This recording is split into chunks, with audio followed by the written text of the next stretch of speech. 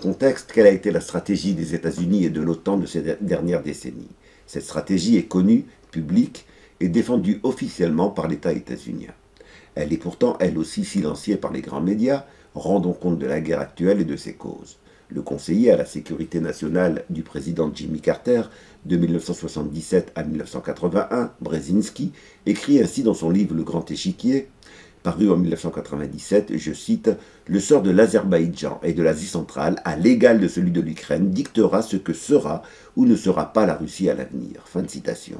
Dans ce livre, qui jusqu'à aujourd'hui reste une des bases théoriques essentielles de la stratégie états-unienne, le contrôle de l'Eurasie est posé comme objectif premier. Un tel contrôle suppose un interventionnisme en Asie centrale et en Ukraine. L'économiste Christian Saint-Étienne résume comme suit les conséquences d'une telle stratégie dans la région. Je cite l'ambiguïté américaine exposée par Brzezinski dans Le Grand Échiquier dès 1997, selon lequel l'Eurasie reste l'échiquier sur lequel se déroule la lutte pour la primauté mondiale, est une des causes de la situation actuelle. Pour rester la puissance mondiale dominante, les États-Unis doivent se servir de l'Union européenne et de l'OTAN pour asseoir leur hégémonie en Europe. Selon Brzezinski, la séparation de l'Ukraine du reste de la Russie est essentielle pour affaiblir cette dernière. Fin de citation. Près de 2 décennies plus tard, en décembre 2013, le même Brzezinski insiste encore sur l'importance stratégique de l'Ukraine. Je cite, « Si la crise ukrainienne est l'événement majeur de l'après-guerre froide, c'est d'abord parce que de son issue dépend l'avenir de la Russie elle-même. » Fin de citation.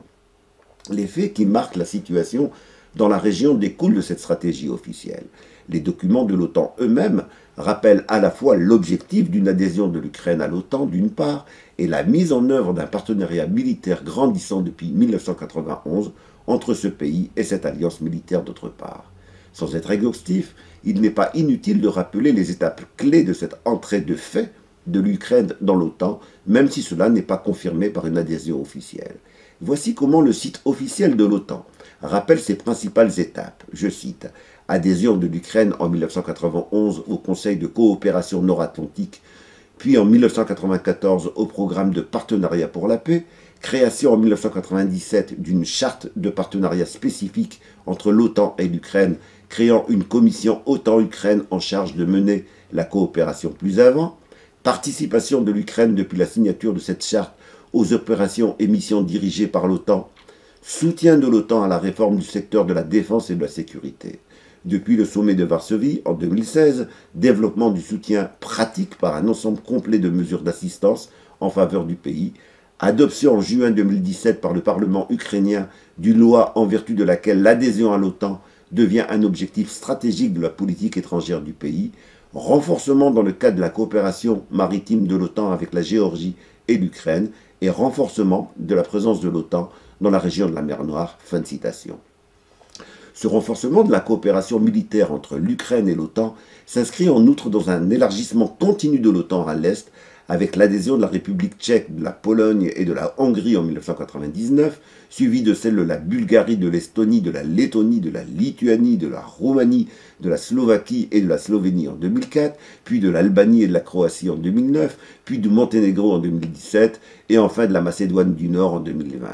Nul besoin d'être un fervent partisan de Poutine pour constater que sa dénonciation de l'encerclement de la Russie n'est pas un simple délire d'un chef d'État enfermé dans sa mégalomanie. Le politologue associé à l'Institut des relations internationales et stratégiques, Arnaud Dubien, résume comme suit la situation. Je cite, « Les Occidentaux se sont engagés dans une logique d'élargissement de l'OTAN et de l'Union européenne. Aujourd'hui, cette logique arrive à son terme, tout simplement parce qu'on touche les frontières de la Russie. Or, dans le cas spécifique de l'élargissement possible de l'OTAN à l'Ukraine, ou même du renforcement des coopérations militaires de l'Ukraine avec les pays occidentaux, la Russie considère que ses intérêts vitaux sont engagés.